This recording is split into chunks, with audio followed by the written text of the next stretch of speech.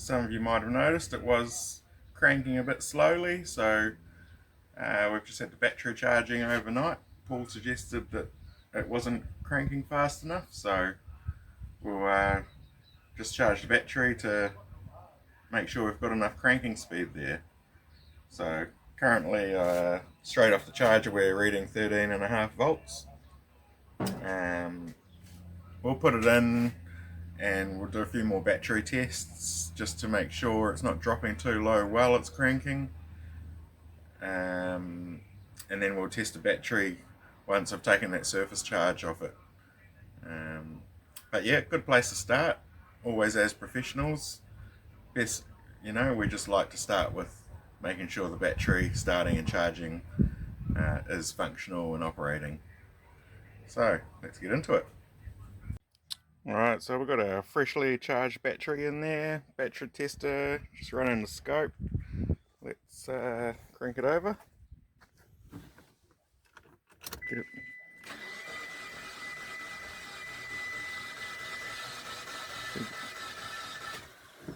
So you can hear there was a bit more cranking speed there. Let's see what the scope captured.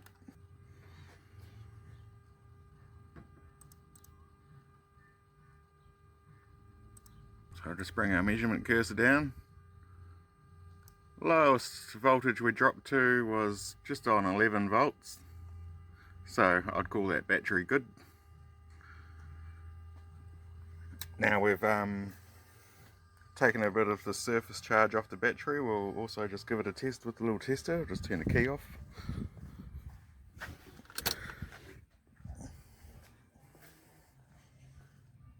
And even to perform this a bit more accurately, we should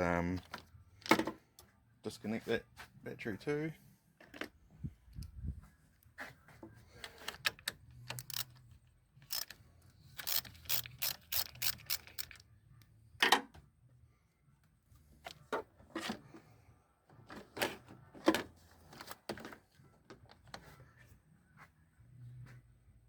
It's 12.8. Just gonna go through. Drop that down a bit. Looks like we are a 500.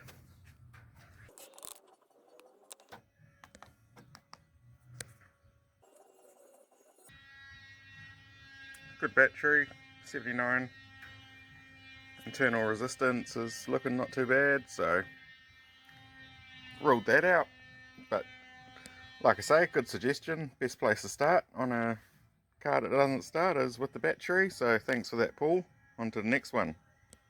I am actually surprised nobody suggested checking the oil. It's a bit of a basic one, especially from my first part one where we can see it's had pretty poor service history, so let's just do that. So just wipe the dipstick clean. Back in.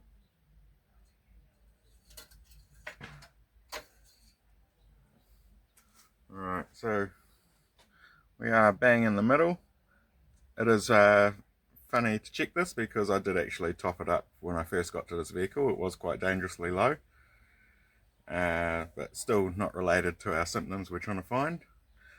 So carry on guessing and I'll keep testing. Our next viewer suggestion seems to think that the top end sounds like it might be seized. So thanks for that comment, Jordan. Let's check it out. So I've just got the rocker cover off here, top end of the motor, so let's crank it over and see if the top end's seized.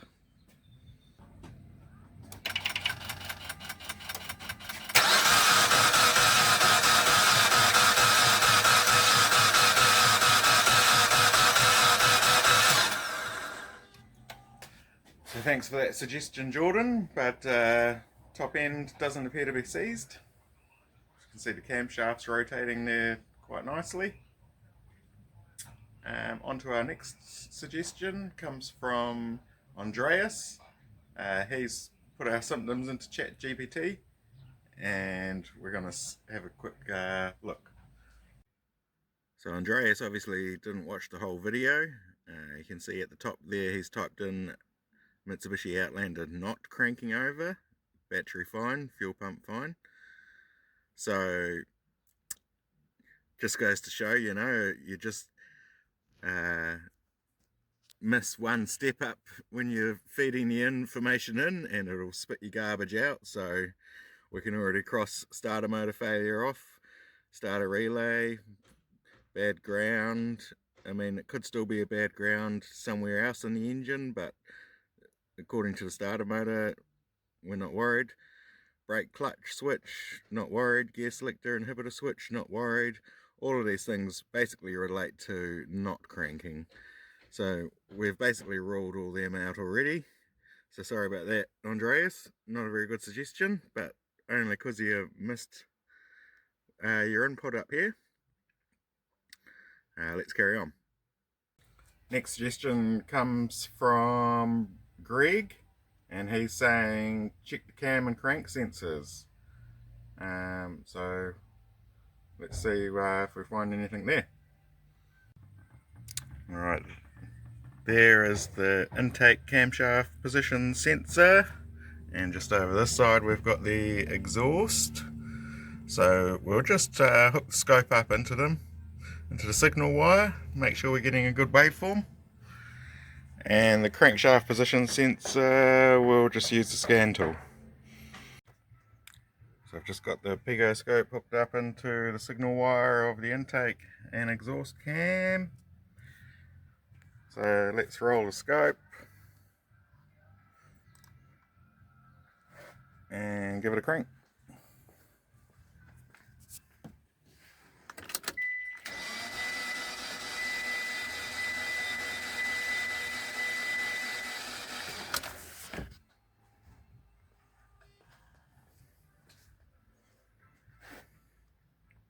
Stop that. Go back some pages. And we've got a pretty nice clean looking signal there. So happy with that. Cam and crank sensors seem to be operating fine.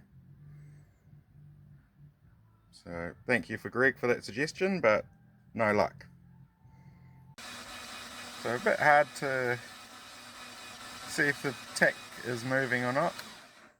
So it almost does appear like there's an issue there. But when we come over to the scan tool, we can see we did. We'll just give it another crank so you know I'm not bullshitting.